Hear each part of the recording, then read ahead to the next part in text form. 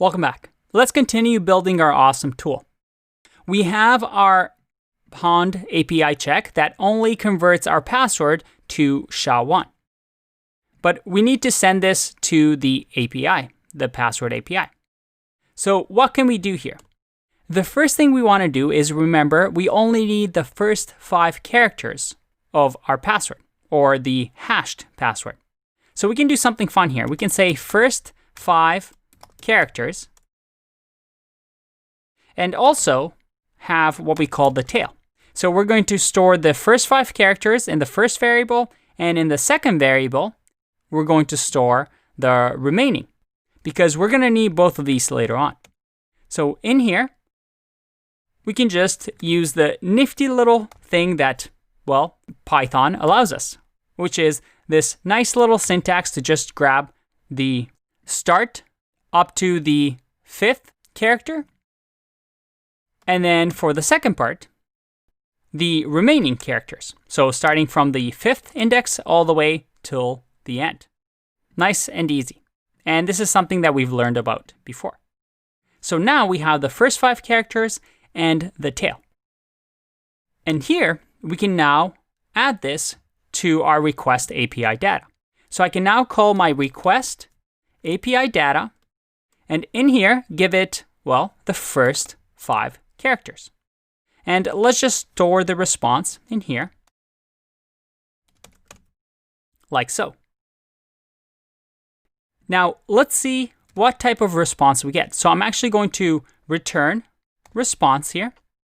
And just so we make sure that we're doing everything right, let's print out the first 5 characters and the tail as well to make sure that everything is working. If I run this, right, it looks like I'm getting the first 5 characters. There's a space here and then the remaining, and we don't get any error. It looks like the response is working. So let's also print the response.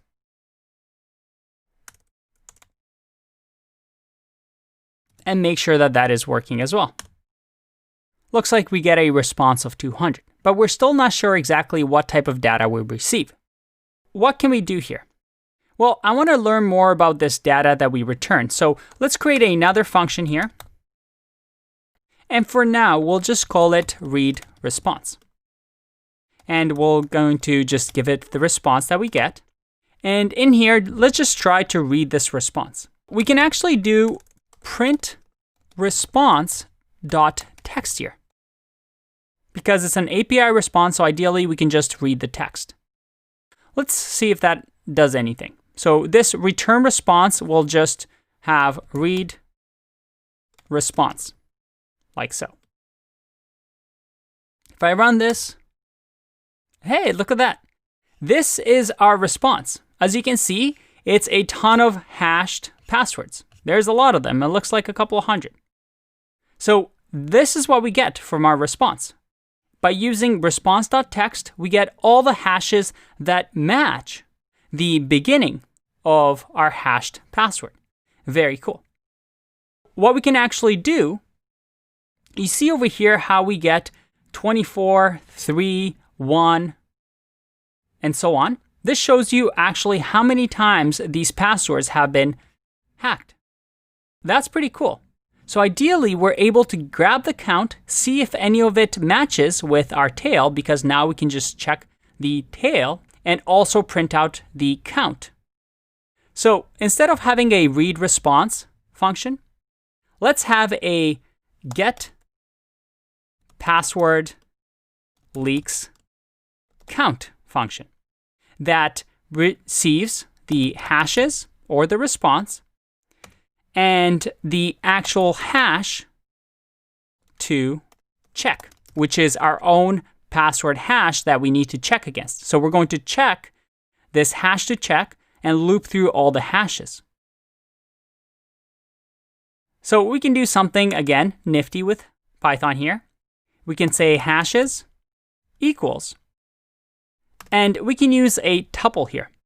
And we can actually do a tuple comprehension, which we've seen before.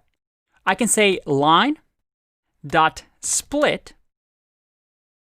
So we're going to split everything in the line, which is by these columns over here that you can see. So that's the tail of the hash and the number of times it's been hacked. So we're going to split it by the column. And then we're going to loop and say for line, so that's where the line comes from, for line in hashes dot text. Now, if I leave it like this, this actually won't work. And I'll show you why in a second. Actually, let's just do that now. So let's see what print hashes will give us. Instead of read response, we'll run this one now. So get password leaks count. And if I run, let's clear this. I get an error. Well, I get an error because we have to add the hash to check as well. So what should the hash to check be? Well, it's the tail, right? The tail of our actual password. So I'm going to add the tail to the second parameter, save and run again. All right, I get a response 200 and I get a generator object. This generator object we can actually loop through, right? So let's see what happens. If I do for, remember we have the hash and the count. So let's do hash, H for hash, and count in hashes. Because remember, we've converted to a tuple that has the hash and then the count. Because we're splitting, remember. So if we do this, let's just print H and count. If I run this, I get an error, value error. Not enough values to unpack. Expected to got 1. Why is that? Let's just print H and see what happens. And remove count for now. Let's clear this and run this again. It looks like we didn't split properly. Every item is its own list. So we actually have to use something called split lines here on our string. And as you can see, it returns a list of the lines in the string. And it breaks at the line boundaries. So when we actually do a for loop over the hash text, if we scroll up, let's see if we can see it. Nope, it's not there anymore. But if we scroll up, we just got a massive list of text. Ideally, on each line, we split this so that this line is, well, instead of each individual element, the actual hash and count. So we just need to do dot split lines, like this. If I save this and run once again, that's a lot better. So now we have what we want.